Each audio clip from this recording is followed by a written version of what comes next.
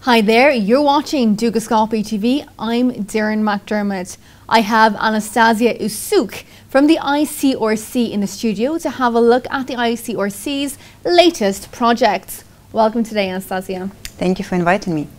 So if we begin by looking at some stats, some figures, looking at, first of all, the breakdown of the budget. We're talking about 1 billion Swiss franc in terms of expenditure for the ICRC for all its projects.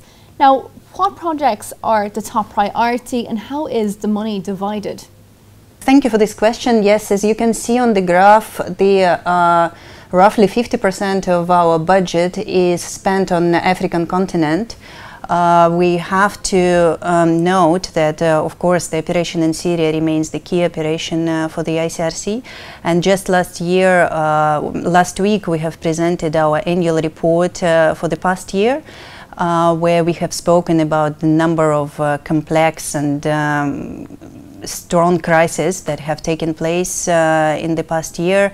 And yes, the catastrophic human tragedy in Syria, which has regional implications, and all the problems that have resurfaced in Central African Republic at the end of the year, the South Sudan becoming increasingly an operation where we see dire humanitarian needs.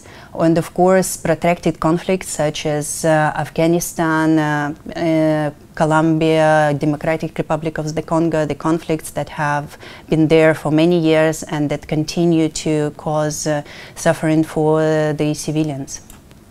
And this is the top 10 operations, as you mentioned.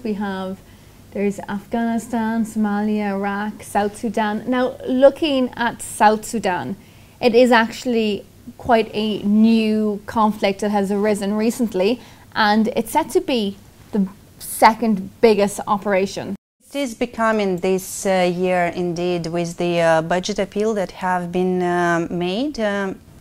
Recently, South Sudan operation is set to become the second biggest for the ICRC due to the needs that we see on the ground. And now the situation becomes even more difficult with the approach of the rainy season. So the ICRC has appealed for extra funds in order to provide more food to people who are displaced, who are in need of assistance, bringing it up to more than food assistance to more than 400,000 people. Also looking into their needs in terms of water and access to medical care, of course. And of course, if we move on to Afghanistan, it would be about the third largest operation, but it has been going on for a long time. Now, there's some positive news. You're working on some good projects, so do tell us about this latest project that's going on at the moment.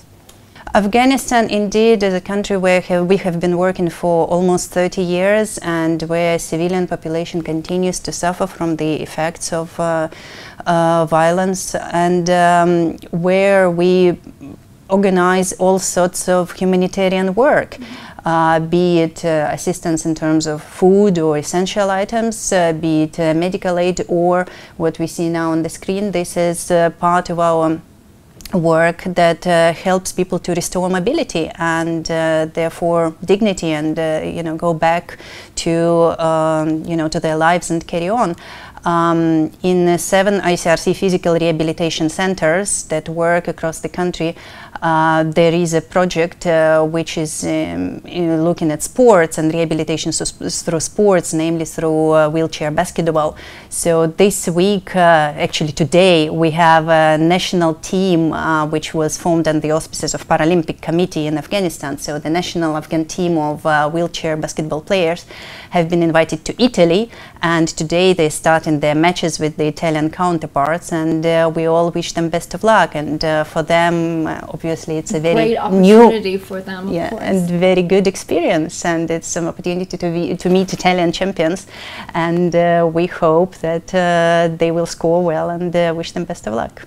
Anastasia, thank you very much. Thank you. And thank you for watching Dukascopy TV. Anastasia has been in the studio before, so make sure you check out the other interviews with her, and I'm sure she will be back again. So, see you soon.